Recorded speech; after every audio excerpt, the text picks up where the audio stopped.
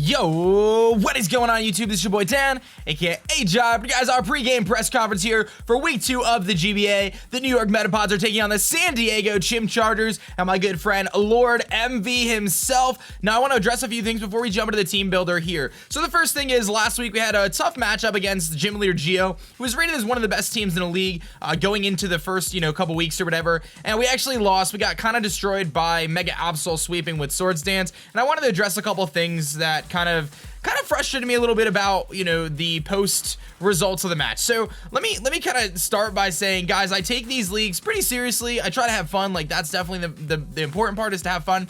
But I like to win, and as you guys know from me in the previous leagues, like winning the championship and pretty much doing relatively well every season, I have a high expectation for myself to try to win every single week. And when you put 3, 4, 5 hours into preparation, plus all the time to edit the videos and things like that, obviously if you lose a match, you're going to be a little bit upset. But of course, I do want to just take a moment here to extend my best regards, of course, to Gym Leader Geo, who did play really well that week. And a couple people said that I was salty and frustrated and stuff like that. And yeah, I was a little frustrated, but I don't think it warranted, the amount of comments I got that were super duper negative about me being frustrated or whatever, because my frustration was more towards myself for not preparing properly for a very standard set in SD Absol. I was so caught up in the fact that I anticipated him to use a coverage Absol with like a fire type move like Fire Blast and maybe Play Rough and something like that. So I kind of was a little bit clouded towards the set he actually brought in, and it was my own fault. I made the wrong play with Chansey there, and I allowed Chansey to be set up fodder. So anyway, props to Geo, of course, and I just wanted to address this because I felt like there was a lot of comments about it, and I made some jokes about it on stream and stuff like that. And with all that, I feel like it's so easy as a content creator to pull out the negative in a situation like this and look at all the negative comments and have those stand out. But I want to thank all the people who said all the nice things about, hey, it's all good, dude, it's 1 week, you know what I mean, and like things like that. So thank you guys for taking the time to comment and give me some high spirits and some good positive vibes, right? Obviously, actually last season, after we started off the season losing last season, the first game too, and then we won a championship. So it doesn't really mean anything, but this week is a very, very tough match for us, and we're really going to have to put it all on the line. So I assembled a team of some of my friends, and they're going to be helping me team build for the remainder of the season. I've always had people help me team build. Emvee is actually one of the people who's helped me team build in the past, and now I have to play him here. And I'm excited because he's a tremendous battler, and even more so, I think he's just a brilliant team builder. He knows standard Smogon play very, very well. He knows competitive Pokemon very well. He's someone who plays competitive Pokemon every single day, so he definitely has an edge up on that. But I think that when it comes to in-game, we have an opportunity to potentially pull out a win, and I think we definitely put together a good team here.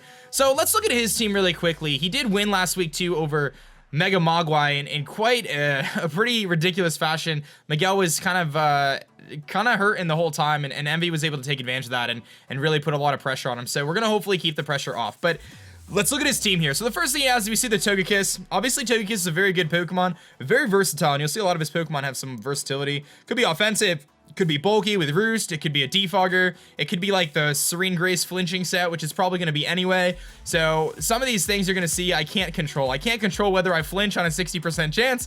I can't control whether I get paralyzed on body slams. I can't control any of that. So I'm going into this match with I guess the mindset that I'm just gonna try to have fun with it and try not to take things too seriously. And I did tell myself going into the season, like, hey, I won my championship, what does it matter, I should just have fun. And I feel like I kind of lost sight of that last week, so I'm gonna try to just have a little bit more fun, and hopefully you guys will enjoy the battles either way. But he's got this Togekiss here, which is quite problematic because it's just such a good Pokemon and so versatile, and I expect him to carry potential fire coverage on it, as it does get flamethrower and stuff like that. He's got this Mega Ampharos, which at first glance might not be that scary. It's definitely looked at as being one of the not so good megas, I suppose. It is in UU, but Mega Ampharos is very, very good, guys. It's a very bulky Pokemon. It's got an insane special attack stat. I think people often looked at it as being kind of bad because it's slow, but the problem is Ampharos actually turns into one of the best responses to Victini.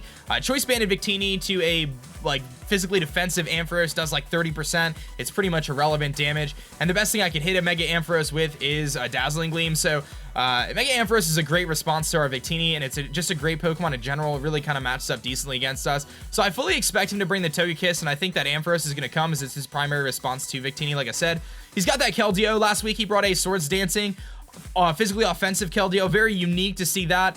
Very good Pokemon, but the thing about Keldeo is it can be a little bit predictable. I think Emvee is able to make it so it's not so predictable by running things like that SD Aqua Jet set last week, but you definitely got to keep that in mind. It could be a Calm Mind set. It can do a lot of different things. Luckily for us, we have a pretty decent response to Keldeo in Dragalge, and we also have a decent response to Keldeo with Mega Altaria. Now, he could have Icy Wind for both of those, but nevertheless, it is something that can switch into it. His 2 stabs, his water and fighting type stab, and resist those. So it's something to kind of keep in mind. He's got that Donphan, which Donphan actually creates a lot of problems for my team because it is very offensive from the physical side. Does lack a little bit on the special side from its defensive perspective, but it's a very reliable Stealth Rock setter. It obviously has Rapid Spin to remove hazards. He's got priority with things like Ice Shard, and can also use moves like Play Rough to hit Mega Altaria super effectively. So we really have to keep an eye on this Donphan here, and I think it's a very likely bring for him, simply because, again, it can set up his hazards for him, free up that spot on something like Jirachi, and it also gives him a reliable Rapid Spinner against a team that he knows is potentially bringing Sticky Web. Now, he's got this Gyarados here as well. Gyarados is pretty decent against my team, but I have a couple electric types that are faster than Gyarados, so he may kind of stray away from bringing it. Nevertheless, Gyarados typically runs like a Dragon Dance set, like offensive, or it could be like bulky. You can even run special Gyarados with like Fire Blast, so don't be surprised if he tries to be tricky and run something like that to catch Ferrothorn off guard. I'm definitely aware of it, but definitely a problem. Last week, he brought like a defensive Rest Talk, like Thunder Waving set, so used it to set the stage for the rest of his Pokemon. So Emvee is very creative in his team building. He's got a Haxorus, which kind of runs through my entire team, but it does suffer from some move slot syndrome against me. So he kind of has to run Superpower for Ferrothorn, but he wants to run Poison Jab for Altaria with Mold Breaker that allows him to hit Rotom with an EQ, but that kind of keeps him from double dancing or running Stab and Dragon Claw. So there are some kind of factors that keep Haxorus. It's like if it had 5 or 6 moves this week, Haxorus would rip through my team, but I think I had to prepare for Haxorus. I had to, because after a Dragon Dance, it kind of destroys my entire team. So you have to keep that in mind. It's a very, very powerful offensive Pokemon. He's got a Gorbis, which a lot of people might laugh at, but in the GBA, we don't have a Baton Pass rule, so he is able to use Shell Smash and then Baton Pass those stat boosts to something else. If he does that, I don't know if there's much we can do to stop him, unfortunately, unless I bring something like Chansey, which will hopefully dissuade him from doing that. Now, he could obviously pass those boosts to a physical attacker, and then it wouldn't really help us much. But well, if I see Goribus, that's what I'm going to pretty much expect, is him to be using this Shell Smash Baton Pass. But again, it's one of those things that's very challenging to prepare for, because if you prepare for that too much, then you might not prepare for something else. And his team, I don't know, I guess at first glance, his team doesn't look that scary, but when you really get down to, you know, every single Pokemon he has, they just have such great synergy, and it was very, very challenging to team build. I think I spent more time on this team build than any other build I did.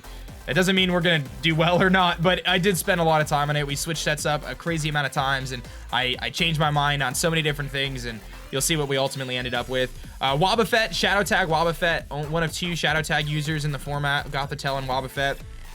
Wobbuffet was a Pokemon that I really wanted in this draft, and it was taken 3 picks or 4 picks before I could have grabbed it in the round that I was targeting it. And I was really upset about that, because I feel like Wobbuffet's very, very good. You can't prep for it. I mean, you can do your best with Volt Switch and U-Turn and Shed Shell, but you can only do so much to prevent this thing from trapping you, and if it does, chances are you're going to lose a Pokemon as a result. So I had to kind of tailor my team with Wobbuffet in mind, because if it traps one of my walls, I could be in a little bit of trouble. He's got a Slurpuff here. Obviously, Slurpuff can be like a Calm Mind variant. It could be the Belly Drum set, which a lot of people know it for. Very, very scary Pokemon, especially if he is able to get up that Belly Drum. He just has so many Pokemon that could just sweep a team. He's got a Sneasel, really fast Pokemon, and actually pretty scary, especially carrying that Ice Shard and stuff like that. I did have to kind of sacrifice a little bit of my team build on the Sneasel, because it's just such a good Pokemon, but I'm hoping that I'm able to get up Sticky Webs and slow it down. And as if all that was not enough, he does have a Jirachi as well, which is his franchise pick. And Jirachi is a very, very good Pokemon. Obviously, having the 60% chance with Iron Head to flinch through Serene Grace, also getting you know, paralysis through Body Slam and things like that. But that doesn't stop where Jirachi can go. Jirachi can be a Calm Mind variant. They could be a bulky variant with leftovers and set up Stealth Rocks. It can do so many different things, and it makes Jirachi a very tough Pokemon to prepare for. So I spent, like I said, an ample amount of time preparing for his team, and I think we have the right team to potentially give us a win, but it was a very, very challenging team build. So let's kind of keep our fingers crossed here.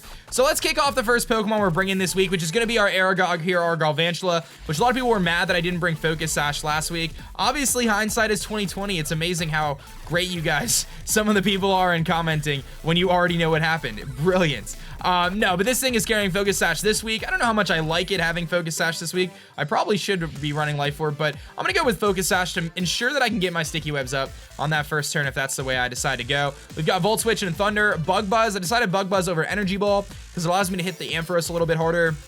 It also has a potential chance to 2-hit KO the Donphan, so to me, Bug Buzz was worth it over Energy Ball. So that was kind of my thought process there, but pretty standard otherwise. Max special attack, max speed, which gives us enough speed to speed tie with Keldeo. So that's something to keep in mind. The next Pokemon we're going to be bringing is our Rotom Wash here, our Voltergeist. This is rocking max HP, max physical defense. I was a little tossed up on which kind of Rotom to run. I was going to run an offensive one. I was going to run, you know, bulky. I was going to run like Discharge and things like that. But this is the set I decided on. Pretty standard, just physically defensive Rotom. Decided not to go Will-O-Wisp. Went with Toxic instead. Potentially catch that Ampharos on a switch, or maybe Toxic something else, like maybe he tries to switch into Gyarados, or, you know, Donphan, maybe get a Toxic off on the Donphan and then fire off a Hydro Pump to break it sturdy kind of thing. So we have a couple different options there, but I went with Pain Split too instead of Discharge, because I felt like in most instances, it's going to be in my best interest to Volt Switch out. So Rotom actually has a decent matchup against his team, as his only stop to Volt Switch is his Donphan, which is weak to Hydro Pump. So we do have some opportunities for Voltergeist to put in some work here, but it is going to be a little bit challenging, and we're going to have to make sure we keep it at as high of health as possible and really utilize that Pain Split and those leftovers to maximize our effectiveness. This also turns into one of my best responses to his Sneasel, as unfortunately, I don't really have much to take on Sneasel. The best response I have to Sneasel is Hitmon top, and I decided not to bring that because I didn't like how it matched up against the rest of his team. So we're going to go with Rotom here and see how it goes. The next Pokemon, and probably one of the more important Pokemon from an offensive perspective on our team this week, is going to be our Nimbus here, our Mega Altaria. I really toyed between multiple variants of this set, between Cotton Guard and, you know, physically bulky and specially bulky and Dragon Dance Return again. But this is ultimately the set I decided on. We're running max special attack, enough speed on here to outspeed a max speed Sneasel after Sticky Webs, which will in turn allow us to outspeed a lot of his slower threats like Donphan. So we'll outspeed his entire team that's grounded after Sticky Webs, so that's kind of important. We also outspeed a max speed timid Ampharos prior to agility. So a couple things to note there, but we have our Hyper Voice, which actually does a lot of damage to the majority of his team. It potentially OHKOs things like Ampharos and you know, obviously his Keldeo, and it puts in a lot of work against some other things. I've got the Fire Blast there in case I'm predicting a switch to Jirachi for him predicting my Hyper Voice. I could do like 50 to 70% to that Jirachi right off the bat there with a Fire Blast, so it's really nice. And if he doesn't carry Poison Jab on his Haxorus, then Nimbus actually puts in some work. And this is a great switch in pretty much every time to his Ampharos. He could run like Iron Tail or something, but for the most part, this is a pretty reliable switch into his Ampharos and could possibly do some damage. Heal Bell's on there because I can't control hacks, Thunder Waves, things like that, and Roost is there for longevity purposes. Now our next Pokemon, this is probably the Pokemon that I tinkered with the most in terms of its set, and this is what I finally came towards. I was originally going to run a physically defensive Victini. I was going to run a bulky Victini with Thunder Wave and U-Turn, and then mix with Bolt Strike and Searing Shot or Blue Flare. And then after doing some calcs, I found that with Expert Belt, Max Special Attack Timid, there's a chance for me to 2-hit KO Ampharos if he's physically defensive, and I figured that that was a good chance to take because Ampharos would be his, in my opinion, his default switch into our Victini. And having an opportunity to hit it with Dazzling Gleam is really useful. We also are max speed, so we can speed tie with Rachi and outspeed everything in his team aside from the Keldeo. Very important there. The Dazzling Gleam is also going to help us take down the Haxorus. Thunder is a little bit unreliable because it could potentially miss. The Victory Star does boost its accuracy up to, I believe, 77%, so just under where Hydro Pump is. So, I mean, that's more likely to hit than miss, and there's a 30% para chance with Thunder. So I figured we were going to roll with that. I didn't want to split my EVs out and run Bolt Strike because that would have lessened the damage I would get on Dazzling Gleam and Blue Flare. So rather than running a mixed Teeny, I decided to go fully special with U-Turn. U-Turn gives us an opportunity to gain some momentum. If I predict a switch into his Ampharos or his Wobbuffet or something like that, I can simply U-Turn out. And you'll notice that I have 3 Pokemon already that we've shown that have U-Turn or Volt Switch. And a lot of that, I think they probably would anyway. Excuse me. A lot of that has to do with the Wobbuffet, so we kind of have to just be aware that it exists, right? The next Pokemon, I had to bring Ferrothorn this week. No exceptions. I understand Togekiss gets fire coverage. I understand, you know, Keldeo can hit it with a Sacred Sword, and I understand things like that. But and Fire Punch on Jirachi. But I had nothing for Haxorus after a Dragon Dance, and this is really the only thing. Now, he could Superpower us, and if he goes +1 and is adamant with Superpower, he actually does OHKO us. but I really don't have another answer for his Haxorus, unfortunately. I needed something that could resist its dragon moves. I needed something that could, you know, take a poison jab if he brings that for Altaria, and, you know, Earthquake he could bring for Rotom, so I had to bring Ferrothorn. It was really my only option to stop his Haxorus. The good thing is it does check a lot of things if he does not bring the fire coverage, so it can check something like the Gyarados if he doesn't have Fire Blast. It can actually check the Ampharos pretty decently as well. But obviously at Togekiss I have to scout for Flamethrower too, so we're gonna have to do a lot of scouting with Ferrothorn for it to be effective in this match. But we've got the Stealth Rocks there, Leech Seed, Power Whip, and Knockoff. I was gonna run T-Wave instead of Knockoff, but I felt that Knockoff could be really useful to knock off a Scarf on a switch in, or potentially just, you know, it actually breaks Jirachi's subs if he's offensive, so a couple things like that. I didn't want him to set up on me. We've got the Leech Seed there, obviously, for something like Wobbuffet. If we get trapped, at least I can trap him and potentially Leech Seed the switch in since he has no grass types. And last but not least, I decided after looking through my team here that I wanted a little bit more offense, especially with Sticky Webs. This team does rely a little bit on Sticky Webs to be successful, and hopefully I can keep them on the field and keep them, like, get them on the field and then keep them on the field. This thing puts in a tremendous amount of work once those Sticky Webs are down, as it outspeeds everything on his team that's grounded, except for max speed Gyarados, which if he brings max speed Gyarados, like, I have multiple things that can handle it, as you can see with Galvantula and Rotom and things like that. So Gyarados is a very tough bring for him. But this thing's running Fake Out, Bullet Punch, Thunder Punch, and High Jump Kick. I was going to run Zen Headbutt, but at the last moment switched out for Fake Out because, to me, there was no reason to run Zen Headbutt because High Jump Kick actually does more to Keldeo than Zen Headbutt does, which just shows how important it is to have high base power moves because of the stab and stuff like that. So I'm pretty sure anyway. Or actually does more than Thunder Punch. High Jump Kick does more than Thunder Punch to Keldeo due to stab. That's what I'm trying to say. So not Zen Headbutt. So High Jump Kick actually OHKOs. So I didn't feel the need to run Zen Headbutt, but instead Fake Out seemed like a better bet to me because it allows me to check the Sneasel. I can switch in on it, Fake Out, Bullet Punch. Bullet Punch does a decent chunk to Togekiss, like 30%. But High Jump Kick actually kind of wrecks through his team aside from Donphan.